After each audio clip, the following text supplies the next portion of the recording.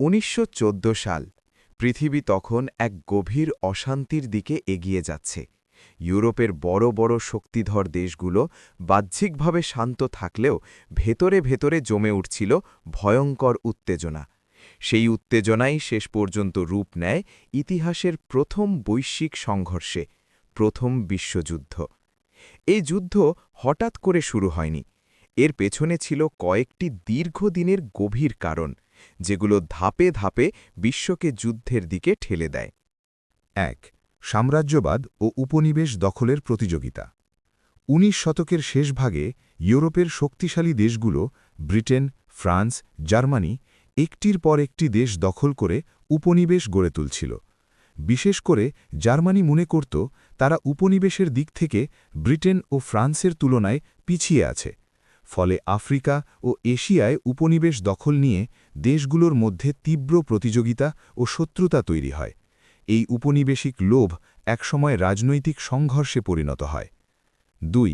জাতীয়তাবাদ ও সংকীর্ণ অহংকার। ইউরোপের বিভিন্ন অঞ্চলে জাতীয়তাবাদের উত্থান যুদ্ধের আরেকটি বড় কারণ ছিল।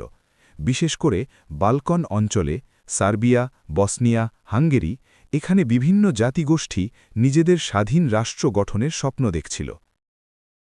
৩. সামরিক শক্তি বৃদ্ধি ও অস্ত্র প্রতিযোগিতা। যুদ্ধের আগে ইউরোপের দেশগুলো ভয়ঙ্করভাবে সামরিক শক্তি বাড়াতে থাকে। নতুন নতুন অস্ত্র, যুদ্ধজাহাজ, কামান ও রণতরী তৈরির প্রতিযোগিতা শুরু হয়।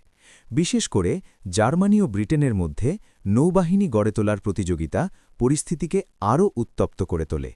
দেশগুলো বিশ্বাস করত যার অস্ত্র বেশি সেই নিরাপদ, কিন্তু বাস্তবে এই অস্ত্রই যুদ্ধকে অনিবার্য করে তোলে। ৪. সামরিক জোট ব্যবস্থা, অ্যালায়েন্স সিস্টেম।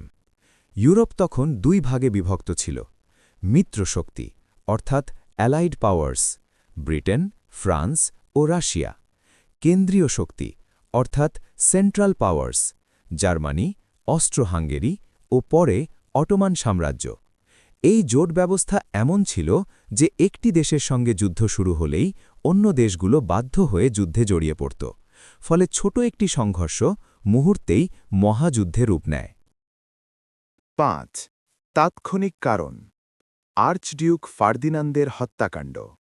১৯১৪ সালের ২৮ জুন অস্ট্রো-হাঙ্গেরির যুবরাজ আর্চডিউক ফ্রান্স ফার্দিনান্দ বসনিয়ার সারাইয়েভো শহরে আততায়ীর হাতে নিহত হন।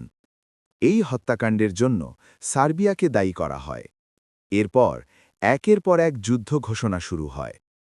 অস্ট্রো-হাঙ্গেরি সার্বিয়ার বিরুদ্ধে যুদ্ধ ঘোষণা করে, রাশিয়া সার্বিয়ার পক্ষে দাঁড়ায়, জার্মানি রাশিয়ার বিরুদ্ধে যুদ্ধ ঘোষণা করে, ব্রিটেন ও ফ্রান্স জার্মানির বিরুদ্ধে যুদ্ধে নামে।